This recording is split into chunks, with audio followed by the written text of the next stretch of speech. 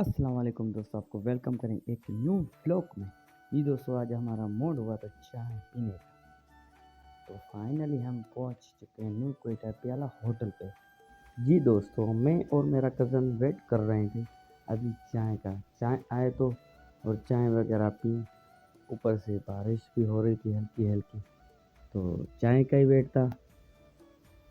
मेरा चाय का ही वेट था। फाइनली तो चाय हमारी पहुंच गई है प्याला होटल की।